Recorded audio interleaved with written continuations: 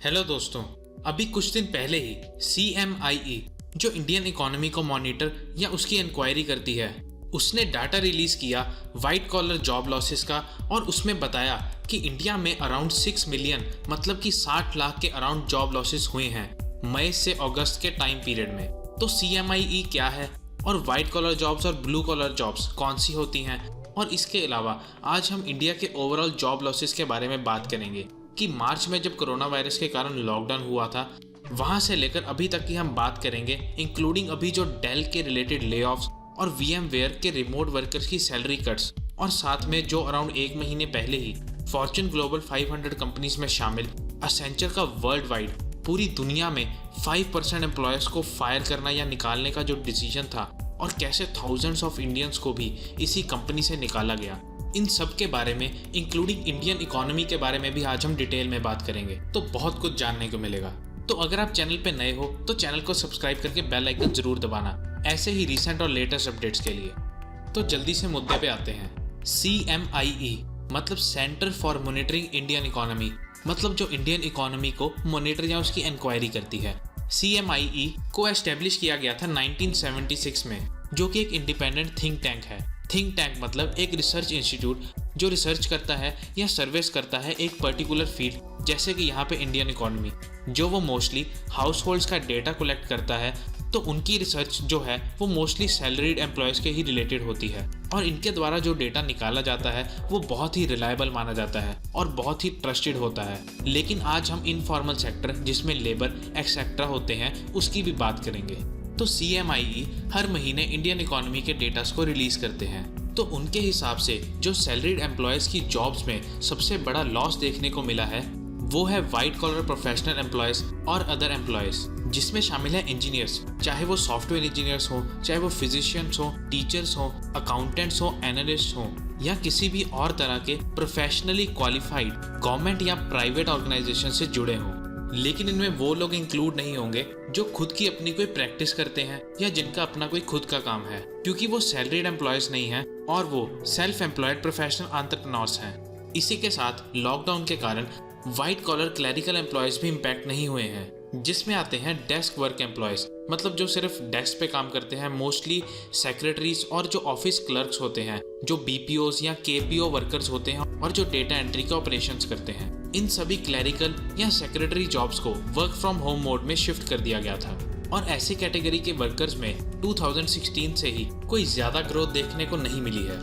तो अभी पिछले से पिछले महीने जुलाई का जो डाटा आया है उसमें CMIE ने बताया है कि जो हमारी कंट्री में सैलरीड एम्प्लॉयज हैं उनकी 5 मिलियन जॉब्स लॉसेस हुई हैं, मतलब 50 लाख लोग अनएम्प्लॉयड हो गए हैं। और ये सिर्फ सैलरीड एम्प्लॉयज की बात हो रही है। सैलरीड एम्प्लॉयज और इनफॉर्मल जॉब्स का मेजर डिफरेंस है कि सैलरीड एम्प्लॉयज को अपनी जॉब को रीगेन करना बहुत ही मुश्किल होता है as compare to informal sector, जहाँ पे डेली वेजेस या आवर्स के बेसिस पे भी पे मिलती है।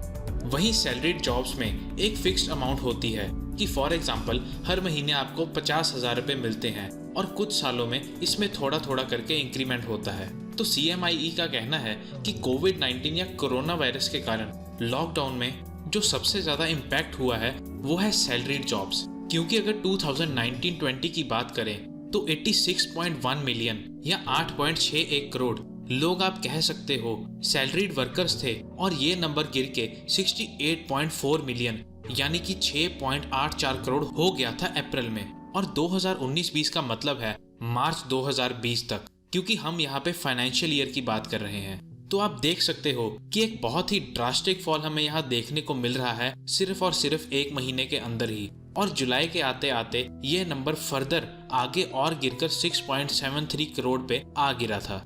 अभी अगर लॉकडाउन के बाद हर महीने की बात करें तो अप्रैल में 1.77 करोड़ जॉब्स गई थी, और उसके अगले ही महीने एडिशनल 1 लाख जॉब्स और गई। वहीं जून में एक बाउंस बैक देखने को मिला, क्योंकि हम थोड़ा सा अनलॉक की तरफ शिफ्ट होने लग गए थे, तो वहां पे 39 लाख जॉब्स जो है वो लोगों को वापस मिली। अब जैसे जैसे रिस्ट्रिक्शंस खुल रही हैं तो ये ट्रेंड आगे भी ऐसे ही चलना चाहिए था, लेकिन नहीं। जुलाई में फिर से 50 लाख लोगों ने अपनी सैलरीड जॉब्स खो दी। तो अब अगर ओवरऑल इन सब मंथ्स को देखें तो टोटल 1 करोड़ 89 लाख लोगों ने अपनी जॉब्स खो दी हैं। तो अब थोड़ा अर्बन और रूरल या फॉर्मल और इनफॉर्मल सेक्टर के पर्सपेक्टिव से देखते हैं। अगर ज्यादा सैलरीड जॉब्स की बात करें तो वो हमें अर्बन एरिया में ही देखने को मिलेंगी as compare to rural India.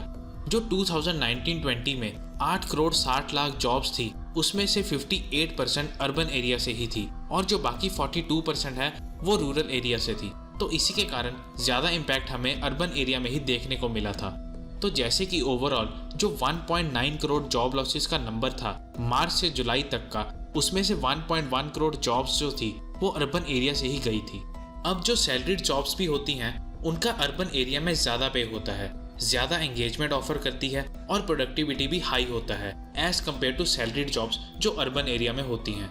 तो अब जैसे कि अर्बन इंडिया में ज्यादा जॉब लॉसेस हुए हैं जिसके कारण हमारी इकोनॉमी पे भी इसका काफी ज्यादा बड़ा इम्पैक्ट देखने को मिलेगा, क्योंकि सैलरीड जॉब्स वाले अच्छे से अपनी सेविंग्स को प्लान कर पाते हैं और जिसके कारण आजकल जो EMI या बाकी शॉर्ट टर्म लोन्स या आप कह सकते हो कि कार लोन्स या होम लोन्स भी सैलरीड एम्प्लॉयज़ काफ़ी प्रेफर करते हैं। लेकिन अगर रेगुलर इनकम या कोई इनकम ही नहीं होगा तो ये सब भी अब ये लोग नहीं कर पाएंगे और इसके कारण स्टैंडर्ड ऑफ लिविंग पे भी काफ़ी बड़ा इम्पैक्ट पड़ता है।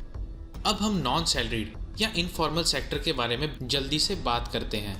अब नॉन सैलरीड जॉब्स में एक चीज़ जो देखने को मिली है वो ये है कि नॉन सैलरीड जॉब्स में नौकरियां गई नहीं हैं बल्कि वहाँ पे इजाफा हुआ है। 2019-20 में 31 करोड़ 76 लाख जॉब्स थी जो जुलाई 2020 को बढ़ के 32 करोड़ 56 लाख हो गई। अब अगर दोनों सेक्टर्स को मिला के ओवरऑल जॉब लॉस की बात करें तो नंबर्स चौंका देने वाले हैं। अप्रैल में 12 करोड़ 15 लाख लोगों ने इतने बड़े लॉकडाउन में अपनी जॉब्स खो दी थी, जो नंबर मई में घट के 10 करोड़ 3 लाख हो गया और जून में अनलॉक की तरफ जाने के बाद यह नंबर 30 लाख हो गया। लेकिन जुलाई में वापस से फिर ये 1 करोड़ 10 लाख से भी ज़्यादा हो गया। इन सभी जॉब लॉसेस और इकोनॉमी में स्लो डाउन के साथ साथ हमें कुछ दिन पहले ही डेल और VMware जो कि अमेरिकन मल्टीनेशनल कंपनीज हैं और इन दोनों की एक काफ़ी स्ट्रॉन्ग पार्टनरशिप भी है, क्योंकि डेल का एक बहुत बड़ा स्टेक जो है वो VMware में ही है। अब डेल के लेऑफ्स या एम्प्लॉयज़ को निकालने का रीज़न ये है कि उनकी सेल्स में भारी गिरावट देखने को मिली है, जिसके कारण जॉब लॉसेस और कंपनी का रीस्ट्रक्चरिंग करने के कारण कंपनी को अपने एम्प्लॉयज़ निकालने पड़ रहे हैं। साथ में जो VMware है जिसके around 60% employees work from home कर रहे हैं, उनकी सैलरी में भी भारी गिरावट देखने को मिलेगी, ऐसा खुद कंपनी ने बताया। इसी के साथ अभी अराउंड 1 महीने पहले ही असेंचर ने अपनी वर्ल्ड वाइड 5% लो परफॉर्मिंग वर्कफोर्स को ले ऑफ या निकालने का डिसीजन लिया था। तो all over the world Accenture के 5.3 लाख एम्प्लॉयज़ हैं और इनमें से 2 लाख एम्प्लॉयज़ इंडियंस हैं।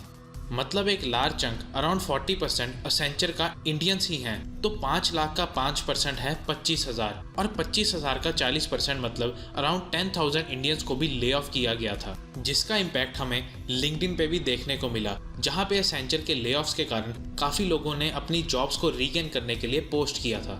अगर आप यहाँ तक वीडियो देख ही चुके हो तो लाइक ज़रूर करना। तो ये था हमारा एक तरह का ओवरऑल जॉब लॉसेस और इकोनॉमी का ट्रेंड।